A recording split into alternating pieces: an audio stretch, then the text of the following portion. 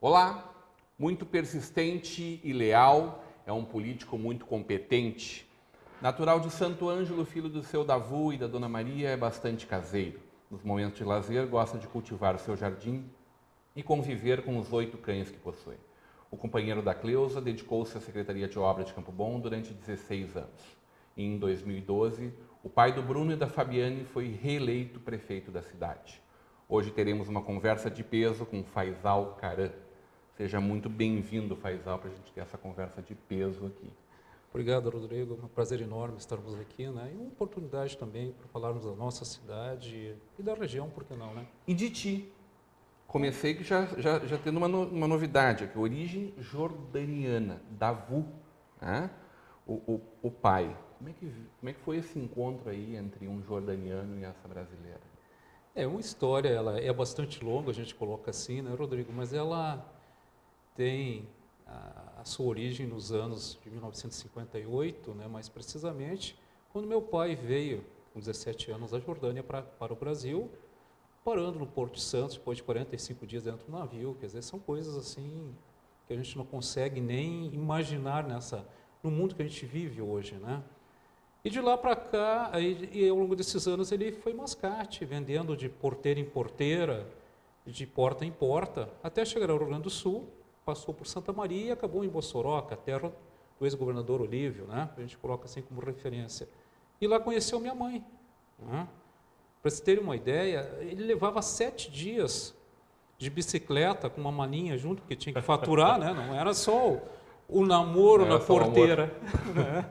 Tinha que, ao longo desse tempo, passar de fazenda em fazenda, de porta em porta, vendendo mercadorias, que era calça, camisas e outros produtos dentro daquela mala, para poder sobreviver. E foi assim que ele começou, ao longo dos anos, criando um patrimônio, podendo nos dar uma boa educação em escolas particulares, tanto a mim como minha irmã, nos permitiu, no seu trabalho, também ao longo desse tempo todo, que a gente frequentasse universidades particulares, né?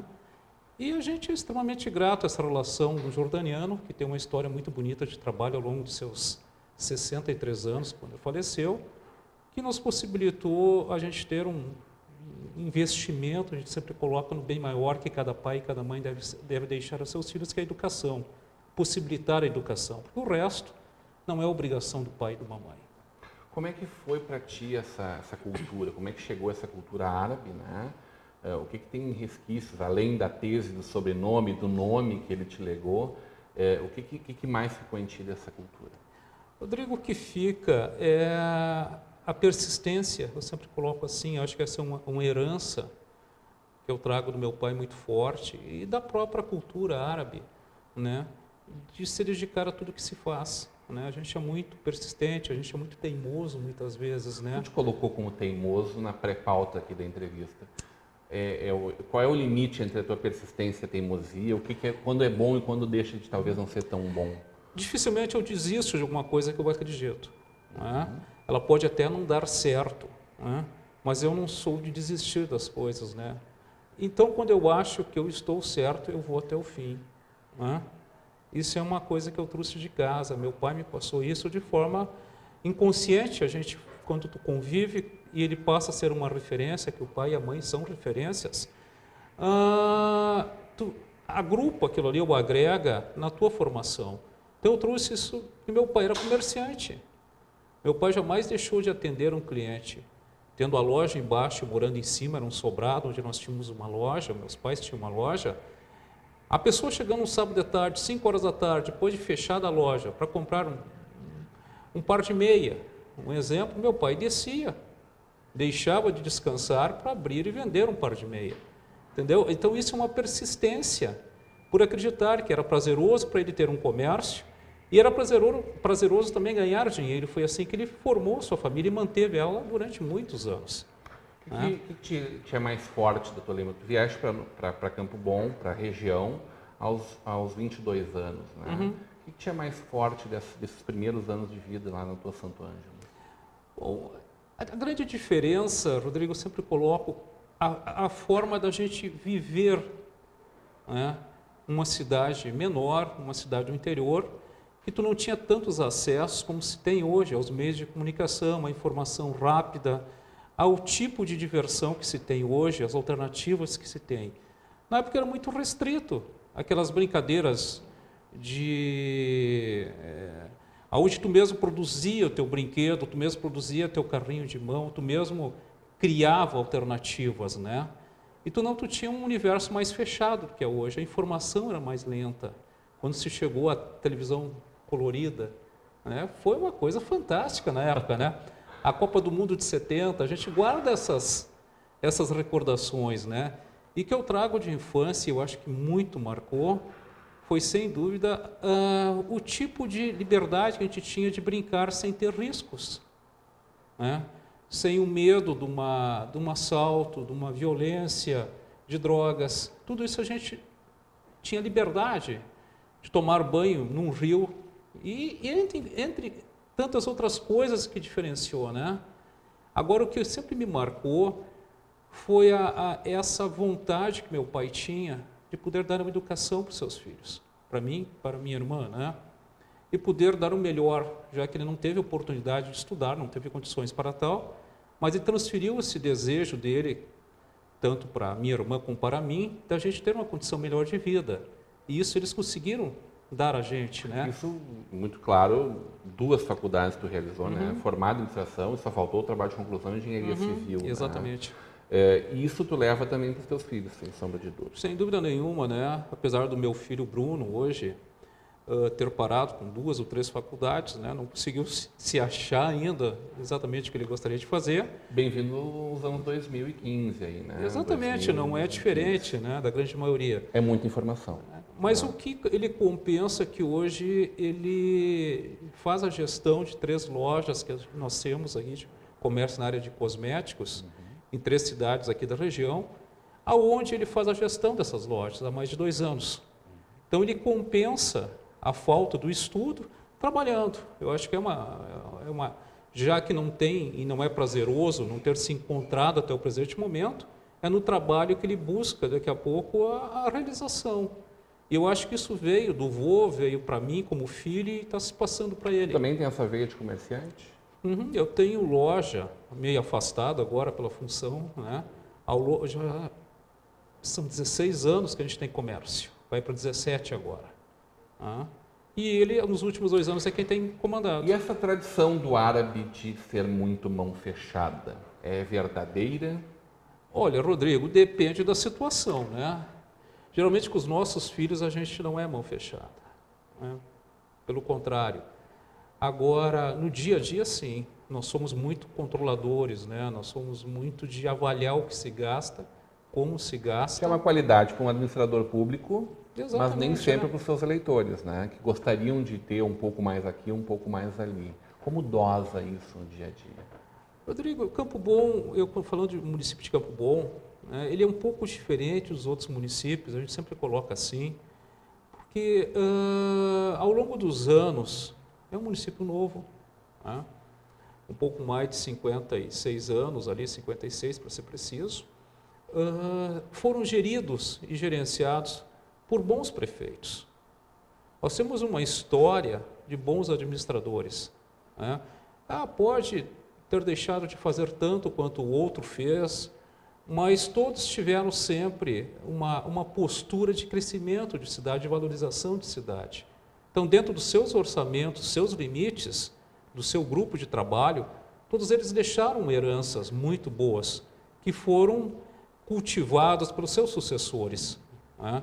Então, existe uma cultura de não abandonar o que o anterior fez, e sim melhorar, qualificar. Então, o Brasil ainda precisa entender um pouco melhor? Exatamente, né? E esse é o grande mal do nosso país, né? Em todas as áreas. A cada 4 anos, geralmente se troca o que foi feito pelo anterior, desconsiderando, desqualificando o trabalho que foi feito ao longo de 4 anos, ou de 8, como queira, né? E os programas se perdem, e com eles se perdem recursos, se perde estrutura, se começa do zero, porque o que eu recebi não é tão bom como eu gostaria, e pela questão política partidária eu desqualifico. Isso é um absurdo. Isso tem um custo fantástico para os cofres públicos. Tu precisa começar do zero, tu precisa de um mandato para implantar um programa teu, uma identidade própria, e ali na frente termina. Quando é que nasceu o político Faisal Caram? Bom, Rodrigo, essa é uma grande dificuldade de responder. Eu nunca tive perfil político, eu não me considero político, né? E sou bem honesto, não faço questão nenhuma de ser rotulado dessa forma, né? Porque eu acho que, infelizmente, a política no nosso país ela tomou um outro rumo, né? Tão ruim. A desqualificação das pessoas, o despreparo, né? E aí a gente pode dizer que existem N fatores que levam a isso. E entre uma... O político ajuda para que essa pecha seja dada a ele? Sem dúvida nenhuma. Ele responde, no mínimo, por 70% de tudo que está aí, né? Porque cada vez mais se desqualifica. Infelizmente, as pessoas com perfil de gestão, com perfil de qualidade, né, nessa área de gestão, tanto privada como pública, acabam se afastando da questão política. Porque hoje, tudo o que acontece, todos os rótulos que são dados a essas pessoas, né, afastam. As pessoas não querem mais envolvimento. E o que está acontecendo no nosso país, há alguns anos já, é a manutenção e a formação do político profissional de carreira. O cara que não sabe fazer porcaria nenhuma, só política, né? E aí tu começa a misturar, Rodrigo, a questão política partidária com política de gestão, né? E aí entra o choque de ideias, de interesses, né, que acabam geralmente se tornando uma coisa maléfica à sociedade. É fácil para ti falar porque trabalha com uma cidade extremamente bem organizada. Mas se a gente vivesse uma outra realidade, tu achas que seria justo que nós tivéssemos quadros dentro de uma prefeitura que fossem mais fixos, um administrador municipal, além de um prefeito, tipo um chefe de governo, um chefe de estado? Bom, a gente sempre contesta algumas situações. Toda vez que existe esse conflito político e administrativo, e ele existe, porque existe interesse, a gente só chega a ser prefeito ou chega a um cargo público porque existe um partido por trás, a lei diz isso, tu tem que estar afiliado a um partido, senão tu não pode ser candidato, tu não pode ser eleito, né, e nem assumir uma cadeira de prefeito, de vereador, e vai por aí. Infelizmente existe a questão política partidária por trás, eu digo infelizmente, né? Mas até hoje não se conseguiu, a história mostra isso, esse conflito entre o cargo político, né, e o cargo,